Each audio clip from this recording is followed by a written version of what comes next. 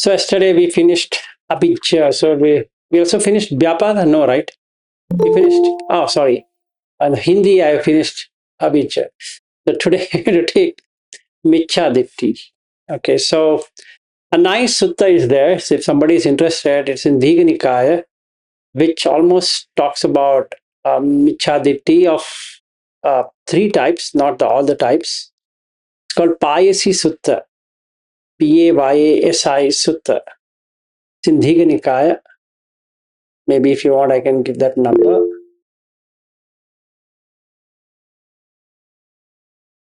With Payasi. DN23.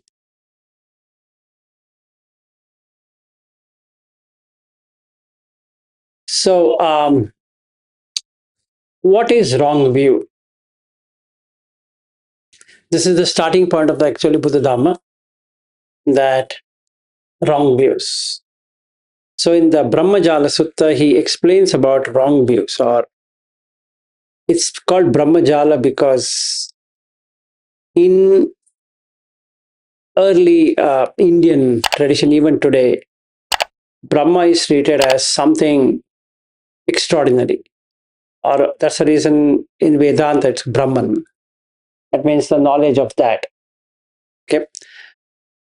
And then there is Jala. Jala means like a net. Okay. So Brahma Jala is about what is the truth? What's the ultimate truth?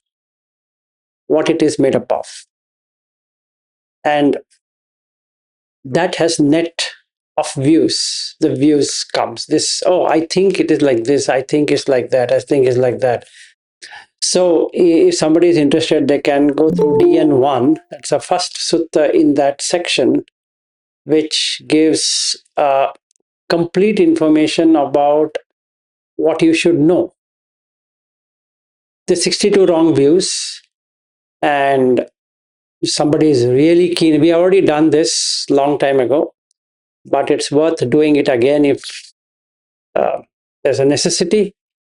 But for now, you need to know that there is wrong view. And why does the wrong view come? Because we can't see something beyond what our eyes can see. That's a simple thing. An example is that everybody talks about mind. But the question comes, where is mind? Then they say it's in the brain. Fair. Now, the person dies, what happens to the brain? The brain is destroyed. It's also burnt or put underground in the coffin. But then how does a person remember his past? Now, there's no answer. So they say that there's nothing called as past life, because not everybody can remember. So I'll say past life is an hallucination. Okay. Because I can't see past life. So it's a created one. People just scare things. Okay. And then karma. I will have two views of karma. Karma, again, I'm coming as a view, right? It's just a view. One view is everything is karmic. Everything. So it becomes your life is deterministic. That means no free will. Everything is karmic. So what does that mean? You have done something in the past, so you are getting it now. Right? So makes sense actually. Because let's say I have applied for a job and I'm not getting it. And then I go to the astrologer. And the astrologer, looking at my horoscope, is in horror to know that I can't get a job for next 5 years. He says that, look, the planetary positions are such a way that they are not favoring your karma. Now, what should I do? No, nothing you can do. You can pray to this god or that god or this. or you can wear this ring, or you can wear this pendant, or you can wear this or that, keep this, keep that, or whatever it is. So there's so many on, you have this tarot reading on, you also have these crystals, then you have many other types, uh, numerology, to so many different approaches. Both in Chinese and Indian traditions have many of these kinds. Okay, even Greeks have it. So many have found a ways and means of things to make it happen. Right. So then I can say, what's the need? Sorry, when you are put in a almost a dire consequences, you would like to explore alternatives from the mainstream. So those people, as an example, let's say somebody has cancer. Now, before going for chemotherapy and other things, then they will look at alternative. Why? Because nobody wants pain. So they look at alternatives. So always when we are put under stress or put under challenge, we look at alternatives to escape from that. And hence a view gets formed. So the nature of reality, if you want to see, it has views. Like geocentric view, Earth is the center and every planet is going around. But then many scientists try to prove church wrong, saying that no, sun is the center and everything goes around it. So they threw them out or they killed them because they were challenging the view. Right? So the Ptolemy to Copernicus to so many scientists at that point in time, including Galileo, had to face consequences of going against the church, because whatever is said in the church cannot be challenged. It's a view, but basically it's a view. Like Adam and Eve starting life is a view. You want to accept it or don't want to accept it, but still it's a view. So that becomes part of Brahmajala. Okay, a small, I wanted to cover this up before we go into the details of each one of these wrong views. First and foremost, whether right or wrong, we need to know that it's only a view. Just like somebody seeing an elephant and viewing it from different angles and calling by different names. And then that's all what it is. It's a view. Now, can the view be broken? Yes, through proper discernment, the views can be broken. Okay. Can the views be corrected? This is the most challenging thing. If you give proof, if you substantiate, if it works all the time, then the views can be changed, or it can be replaced, or you can remove that view itself completely. So the Buddha ideology is to challenge all views and remove the distortion from the view, which becomes right view or proper view. Just like somebody having short-sightedness cannot see long. Somebody having long-sightedness cannot see short. But if somebody has 6 by 6 eyesight, can see, doesn't have any problem, because his view is proper. He can view properly.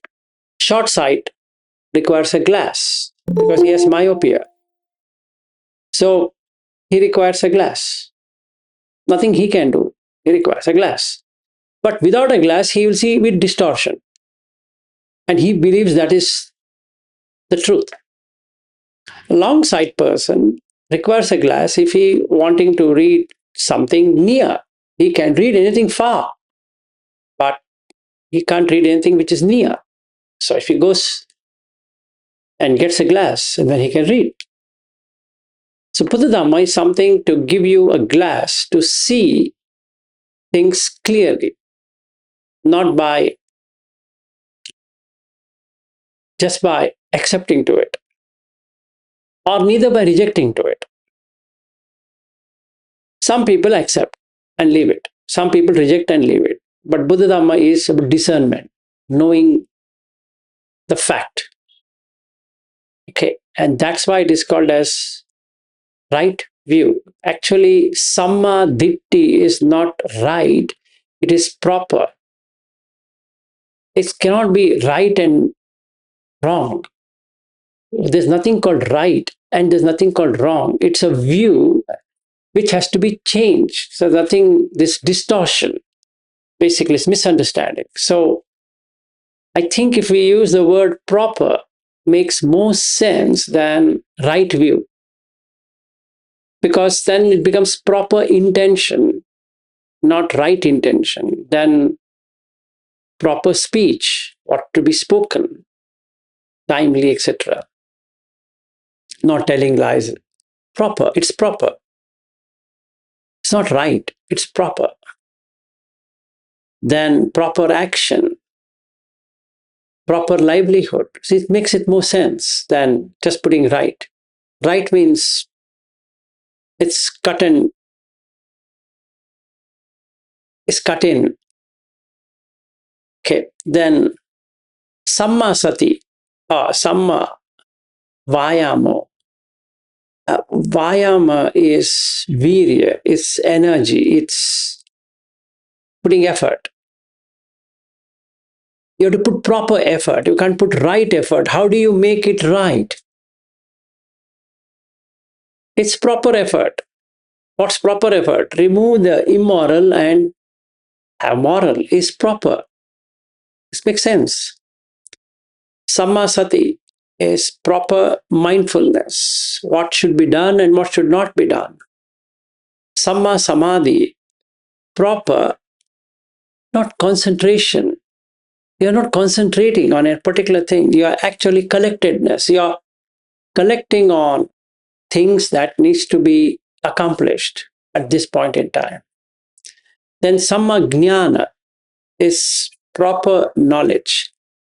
Samma vimukti, proper liberation. And then is there an improper liberation? Yes, there is. There is liberation. Don't think liberation is only spiritual kind. If somebody is so keen on knowing, is there anything called as that kind of liberation, should see Niramisa Sutta. Okay, there is liberation.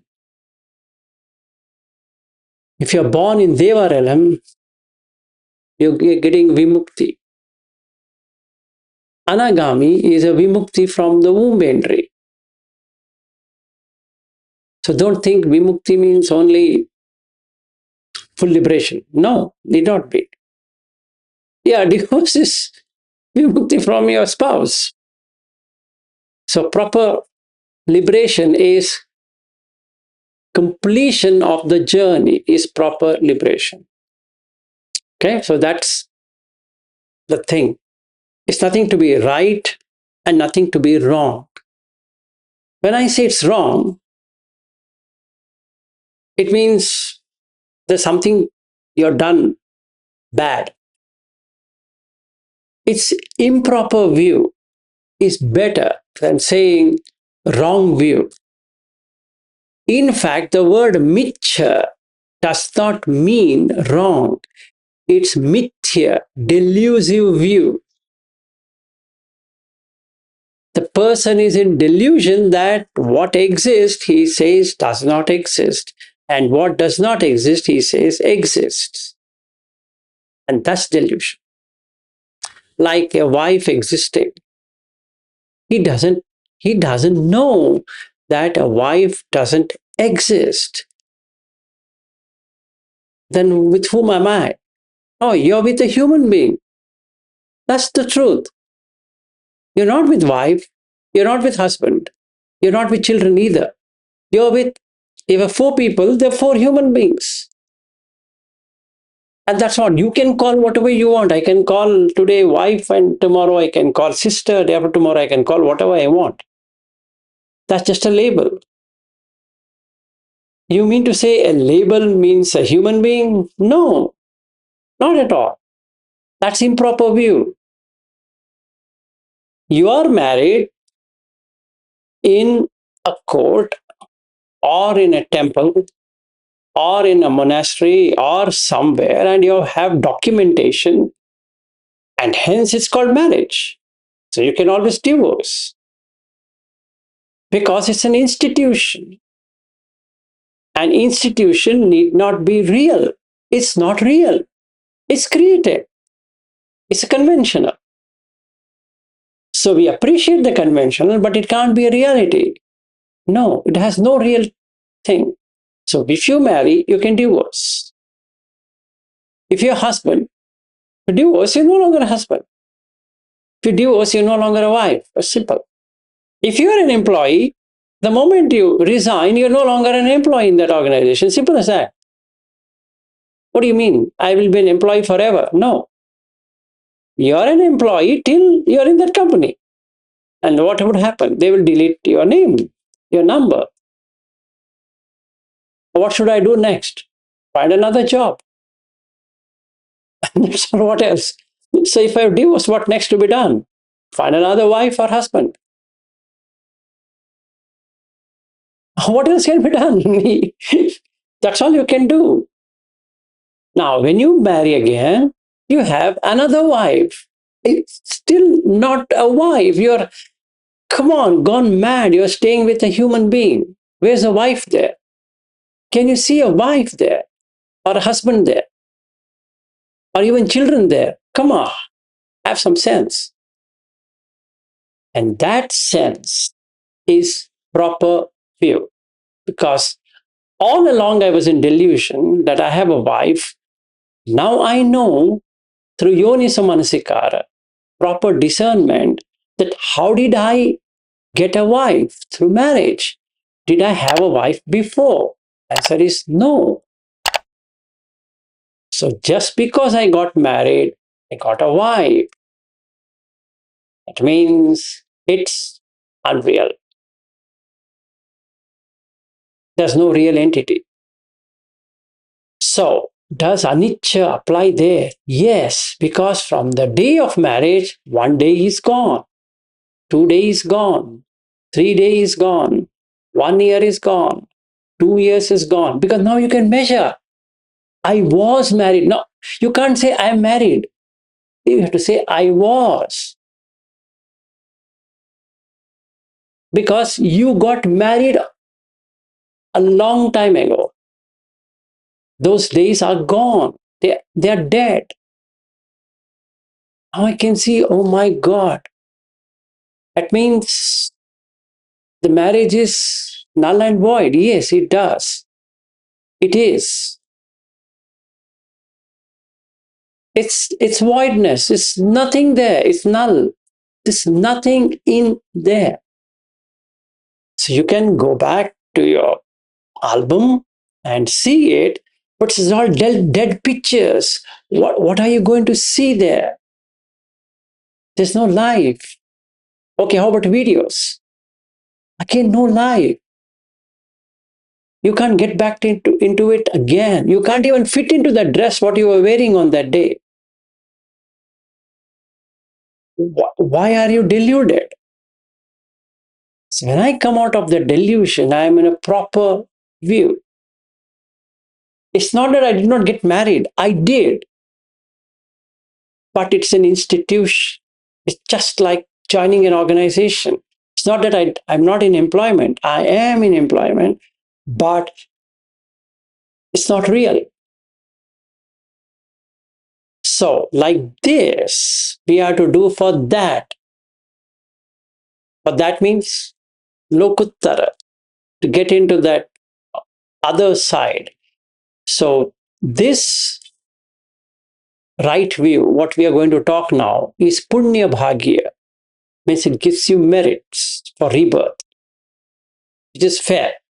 Now, 10 immoral deeds, the last one is the most extraordinary one, or you can say the most profound one, or most required to have a proper way of understanding the reality. Okay. With that, let me start from one. Nati dinam. Okay. A dinna, dinna. And you should know the word dinna means giver, one who gives. Adinna is one who takes. When you add a in dinna, or a means is to negate. Adinna is to take. Dinna is to give. So there's no point in giving. That's an improper view. Now the question comes, why? Why is it improper? Natti dinam. It's because, simple thing, if you don't give, you don't get. I don't think so. Very good. What's the proof? The proof is like this. If you give, there is an expansion. If you hold it, there's a contraction. I don't think so. Look at it this way. Aren't you under fear when you're holding? So, what do you mean so? You're fearful of losing. When you give, do you have fear? Ah, yes. Can you see a little bit more? You expand when you give. You contract when you lose, when you hold. I don't think so. Look closely. And the person sits and watches closely. He says, yes, it's contracting. Correct. So if you want to expand, give. If you want to contract, hold it. Okay. Now what holds? Cow.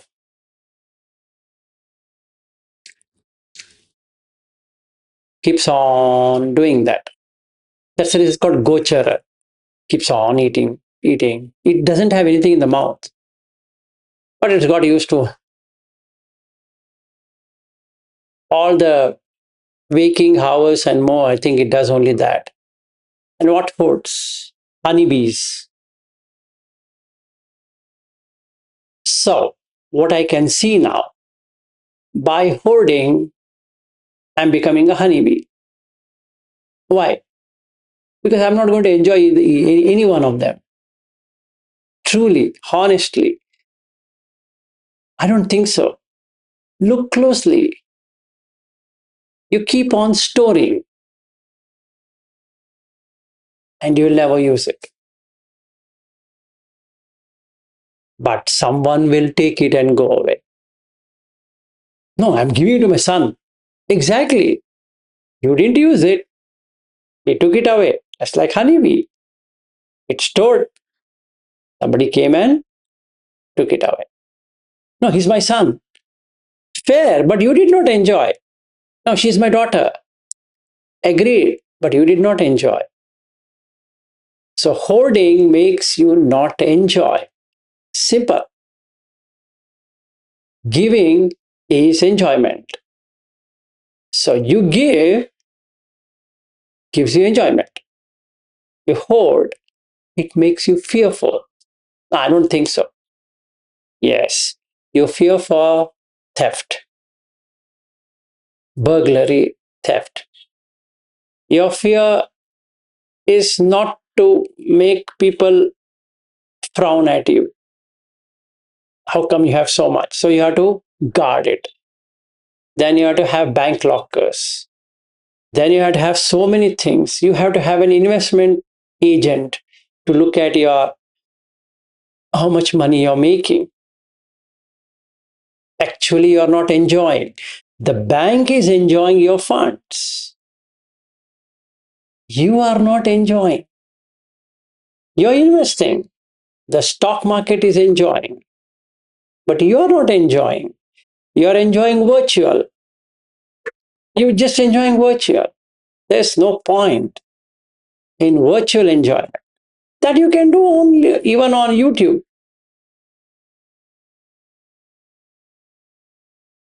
Why should you spend so much money on that, on storing? No, that's for future. Which future?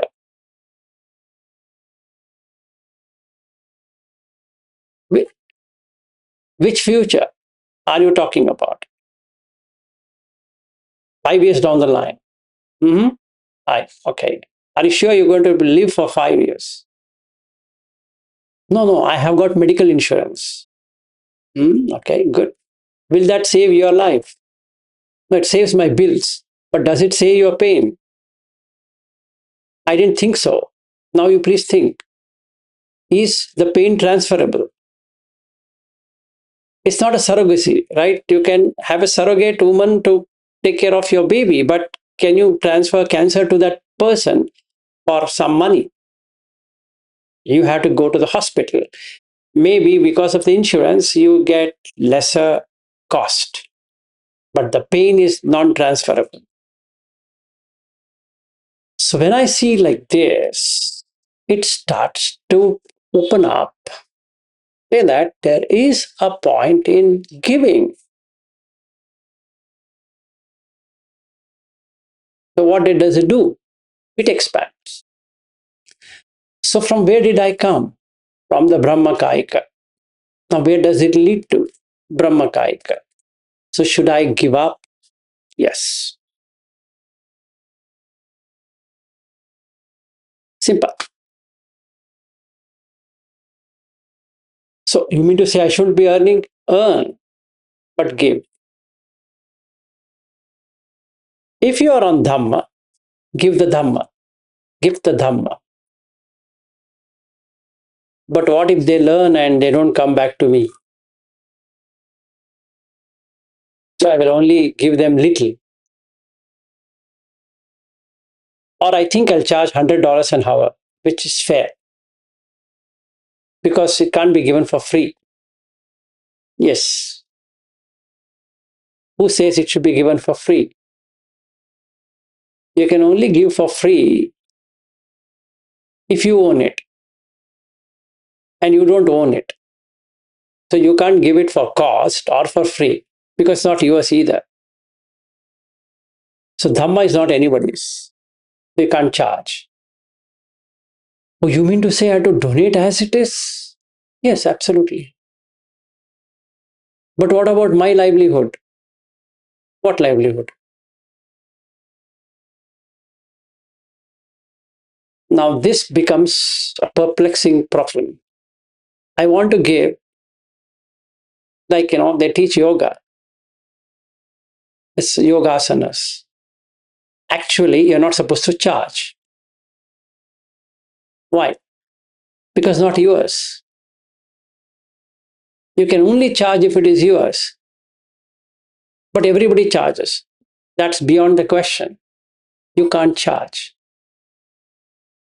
No, but you can't charge. Then how will I run the yoga studio? Who asked you to open up a studio? Is that michajeva? Yes, it is. It's an improper livelihood. Why? Because not yours. It's adinna, stealing. Because it's supposed to be given for free. It's for humanity, not for you. So what should I do? Give it. But how will I live? Give it. I don't get it. You don't have to get it. You just give it. You have to force it. Force it, it opens up. So from nati dinam becomes atti dinam. There is benefit in giving. What does it remove? It removes two things: mascharya, stinginess, adinna, stealing. Okay, so you come out of stealing. You come out of stealing, you're closer to Brahmakaika. Okay, so you get sukha. You're slowly getting into sukhavati, state of sukha. Because expansion is sukha, contraction is dukkha. Simple. But I've already donated so much. Don't care. Don't put number. You want to give, give. You just understand this. The more you give, the more you get. Doesn't mean money. Whatever you hold it, give it. And see, it's magic. It just comes back. And give, comes back. Give, comes back. Try it out. If you're on Dhamma, apply the Dhamma, donate it. Don't care about who will use it, what he does. Give it, give it, give it, and watch the fun. After a while, it cuts off all the negativities. So the first thing, parami, is dana. It's not about giving money or some chivara or this or that. It's giving up, not about what you give. It's not about giving to a monastery or to a monk or this or that or whatever. Yes, Chirag, giving what you hold dear. Just give. Chaga, it helps in chaga, tyaga, giving up. So when you give up, you lose ownership. When you lose ownership, you don't come back to this existence.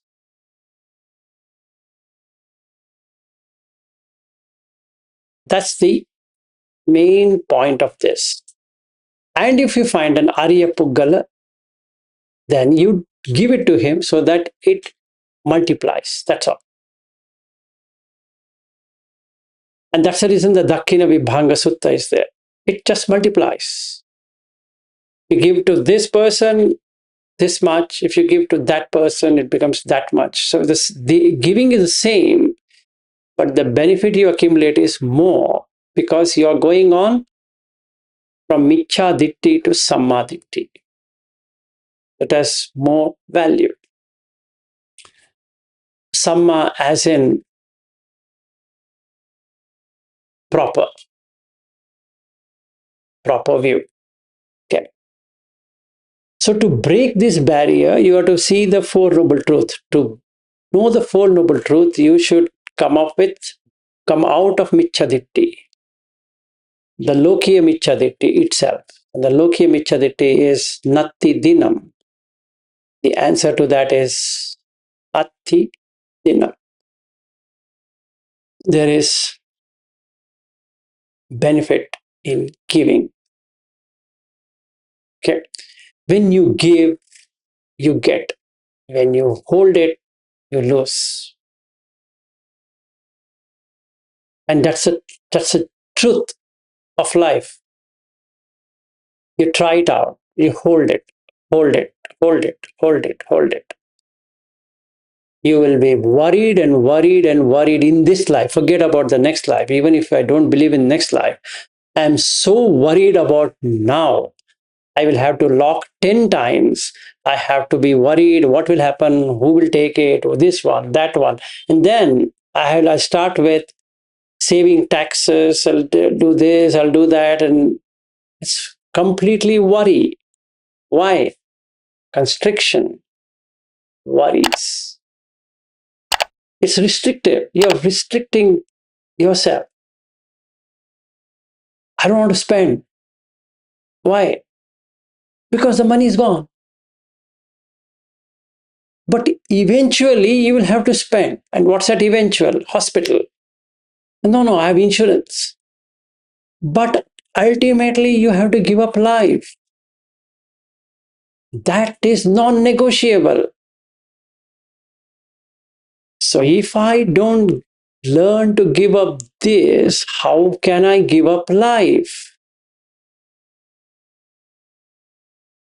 I ultimately have to give up the body.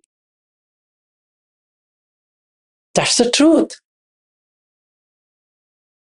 And don't be like a honeybee. I shouldn't keep on hoarding, hoarding, and hoarding, and hoarding. Not that you should spend all the money, not that you should hold all the money. That's exactly that sutta is all about. Anguttara Nikaya 8.54. It's all about having prudence, having some viveka, means discrimination, to do what to do and what shouldn't be done. If I'm not earning, I shouldn't be giving so much. If I'm earning, I shouldn't be hoarding. So when I hold, it constricts. When I give, it expands. So learn the art of giving. Then what happens? Then you're closer to the home. Restricting, closer to hell. So heaven and hell. You make it here. I don't believe it. The worry itself is sufficient. Ask any miser, he's worried. He's worried about future. He's worried about now. He's worried about everything. He's worried about his bank statement. He's worried about every damn thing he thinks. Just one small thing that can ruin his life is dementia. If the brain cells are dead, that's it. All that he remembered, including his signature, is also gone. Now, what does he do? Or what does she do? They have money, but nothing can be done. That's one. Second, old age homes. The children are somewhere. They have money, but they are at the mercy of these people. And they don't know what they're going to do with that money. So they steal. These people steal. Now they are helpless. So hoarding has all kind of problems. When you give up, you're happy because it brings you closer to Brahma realm. And that's when a person is a Brahmin, when he's closer to Brahma, not otherwise, not on this side of. And hence, Buddha says, Brahmanenava. That's the meaning. Meaning, when you're closer to Brahma realm, you are a Brahmin. Not when you are in animal or preta or some other realm at this point in time with a human life. The body is human, but the person can be a honeybee in his mind right now. So the more you go this way, you're a Brahmin. The more you go that way, you are whatever that thing is. So Arya is Brahmin. Anarya is non-Brahmin. Not by birth, by their action. So what's a proper action? Is to know how to go back home. What's an improper action? To go to a place which is not your home. That's mithya. Mithya. Delusion. So if I have a family, it's a delusion. It's improper because it's made up. Anything that is made up is destroyed. So you don't have a family. Conventionally, you have a family. Agree for a conventional norm, and that's not real. So when I know this, there's no point in holding. So I give. And that giving is dana, dinna, natti dinam. No point in giving. I made it as atti dinam. There is point in giving. And out of that, dhammadana jineti. Jina is winning. So you're winning more than any person who has any kind of wealth, resources, money, land, whatever it is.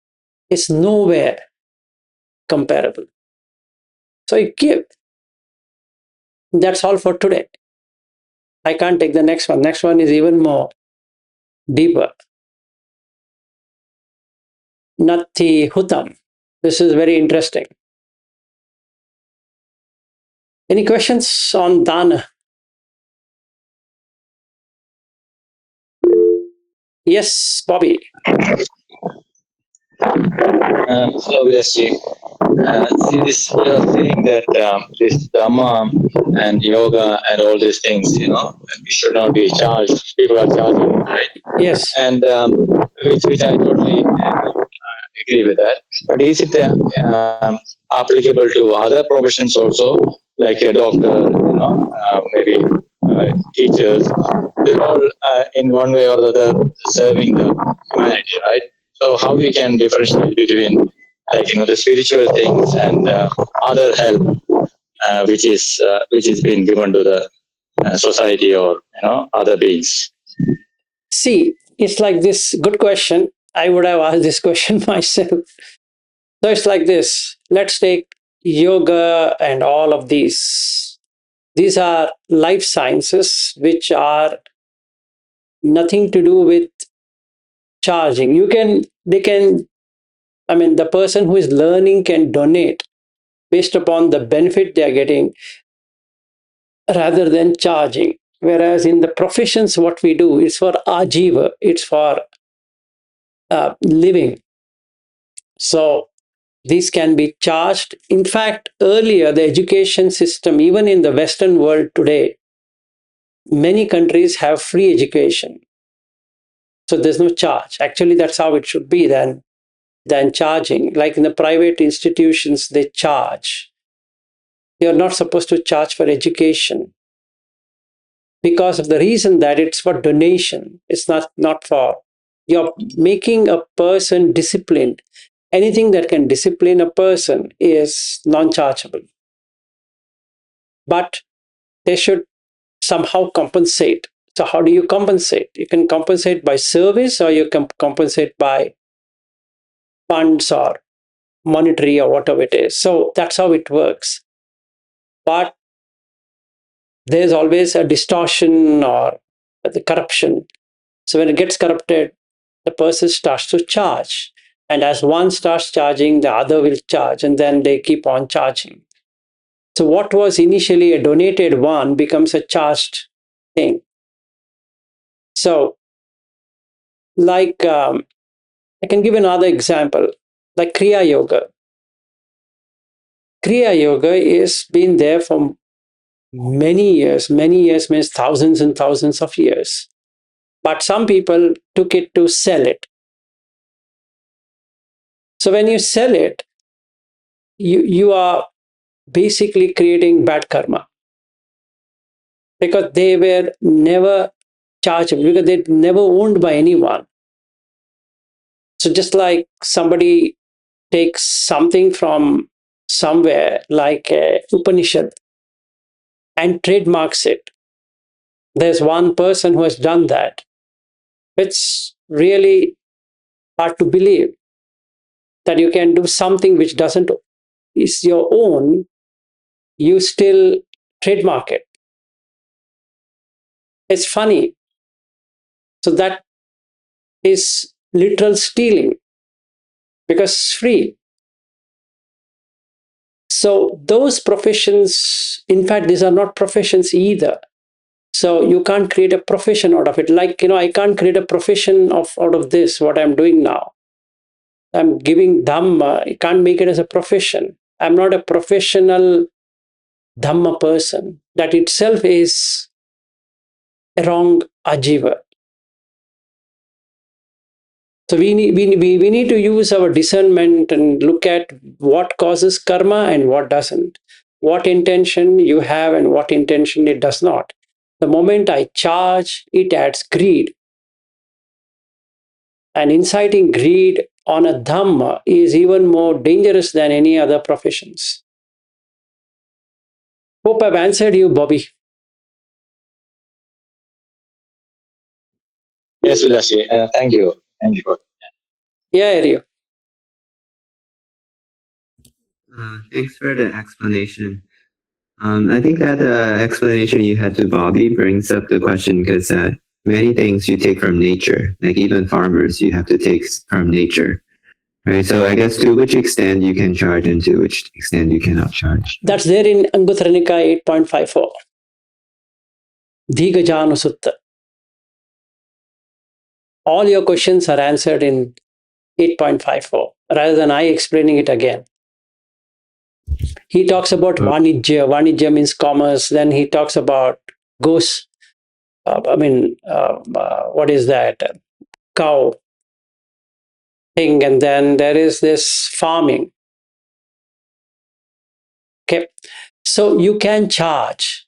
Not that you can't charge. You can keep profit, but not exorbitant. And also, he says chaga there. If you read that sutta, he talks about chaga. You have to give. In fact, many of the Indian festivals are meant to give. So there is one in South India, which also it's called in different names in North India. So it's called Sankranti. What you do is they basically grow sugarcane and many other things. So they cut the crop and give it to another person. And they cut the crop and give it to another person. It's just for gifting. It's giving, right? His main thing is to give and wish prosperity to the other person. It helps in mudita. Now, what I do is I no longer do farming. So, what I do, I go to the shop, buy the sugar cane, buy other ingredients. That shopkeeper is making good amount of profit on these things. So, if you look at this karmic thing, I buying it for the festival and enjoying it is a bad karma. It comes under kama chanda. It's a bad karma. Because I'm not donating. That person has not put any effort in growing a crop. Right? And I just have fun, eat something, and give. Giving has punya, but enjoyment has papa. So you're accumulating good amount of papa, good amount of punya. You got the point? It's not just punya which is coming to you. Because the intention of that festival is to give, not to celebrate. You understand? You're appreciating the effort what that person has taken to grow the sugar cane because it's sweet. And in this part of India, including Maharashtra, they grow a lot of sugar cane. So the custom is you cut sugarcane and give a portion of sugarcane and rice and so many other cereals to another person and wish for his well-being because then the rains and the fertile land, everything has to be there for him to get the produce. That today has become not only symbolic, it has become fun-filled, which is Michcha Ditti, Michcha Sankapo, Michcha Vacha, Michcha Kammanto, Michcha Ajivo, Michcha Vayamo, Michcha Sati, Michcha Samadhi, Michcha Jnana, Michcha Vimukti. All the 10 immoral deeds are there. Just in one festival. Second one, in India we have Diwali. That's another funny festival. Is that you're supposed to light up the person, not light up as a light up the person. Okay. How do you do light up? You light up by giving Dhamma. Because death is for everyone. So you give light. Instead, what? You burn firecrackers, you buy tons of sweet and make the entire population diabetic. And then you buy new clothes and act like an idiot, basically. So, where does it lead to? Kamachanda. What it was made for? Something else. Then we have another festival called Dasara. It's Dashara. It is 10 cutting. What? It's immoral deeds. But what has become? Some idiotic flavor. Yes, Lata, that's what it is. So it's all about lending yourself to Kamachanda. And what happens? The more the Kamachanda, it pushes you down into the apayas. So those people who are having fun today, very soon the tables will topple down on the other side without knowing that they're going down. They're thinking they're going up. That's Michya, Dipti. It's improper view. So all the festivals, not only Hindus, all the festivals, Christmas to everything you do, Halloween, this, that, they push towards the Kamachanda. Whereas you didn't have Kamachanda at all. Okay, so it's completely misunderstanding the Dhamma. And Adhamma is called as Dhamma. And Dhamma is called as Adhamma. Then they say, in this world, how can we do all of this? What do you mean? It's never there. You created something out of your ignorance. And now you're proving that's the truth. No, that's far from truth. Just like the yoga studios we have, every nook corner we have some 5 yoga studios charging crazy amounts. For what? For body shining. Is yoga called body shining? It's for both body and mind. For what? For sustaining samadhi. Who's teaching samadhi there? No one. So it's Michya Ajiva, Michya Kammanto, Michya Vacha, all the 3, right? So then Michya Vayamo, that is wrong effort. Michya Sati, wrong mindfulness. Michya Samadhi, wrong samadhi. He or she is teaching yoga. Appreciate it. For what? Is it for bondage or for liberation? It's for bondage. Excellent. Michya Jnana, the knowledge what you're gaining from that is Michya, distorted. It's Michya Vimukti. He thinks or she thinks by doing 1 hour of Surya Namaskar or whatever they're doing, oh, my body is so great. Little they realize that is not their body at all. The very next moment, they might be in an animal body after this body breaks up. You cannot take this body to the next life. You're going to leave it here. You're going to leave it here forever. You have to let go of this body. Simple. No matter which yoga studio you went, you have to keep it here. in this place. It will reside here. You go, but the body with whom you did yoga going to live here with bones and flesh. And that's it. If you burn it, ashes.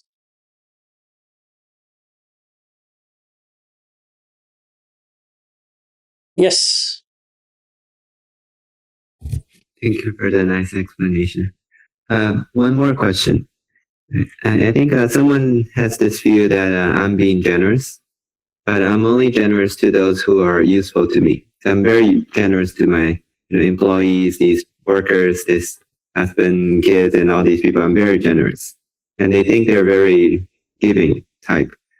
How should you view and respond to that? Yes, the generosity is there. There's a little bit of punya, but selfish.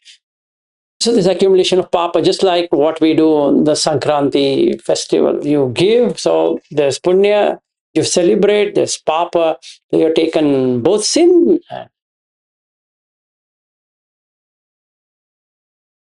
See, some people have a weird idea. You should dress up well. What do you mean? It's being on the field, burnt in the sun. You're toiled your sweat out. Then the sugar cane has come. And you wish that let this sugar cane create more good health for people. That's the point. It's not about well dressing. What do you mean? What do you dress for? You're dressing this horrible body. That's all. What else are you dressing? It's stinking body. It sweats. The sweat smell. Do you like it? You have to load with perfumes. So to make sure that you have toiled and the land be fertile, you're gifting, you're granting, you're donating, saying that let this produce what I've produced,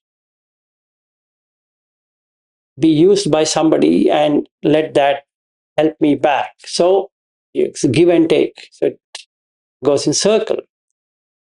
What we are doing today is just hoarding, nothing else.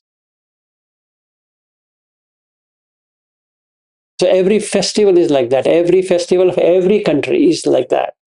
Just hoarding and hoarding and hoarding and hoarding. Because nati dinam, no point in giving. Or like what you said, Aryu, I'll give only to those people whom I know. Yes. Yeah, and I think as part of giving, they're intensifying their tendency to possess them as their asset too. So the possession is there, and it's hard to evaluate how much giving is really there, how much possessing is really there. Yeah. Yeah, that's right. So we are on the wrong side. That's the reason it's called Michcha Ditti. Okay, even I need to leave, Lata. See you tomorrow with a new one, Nati Hutam.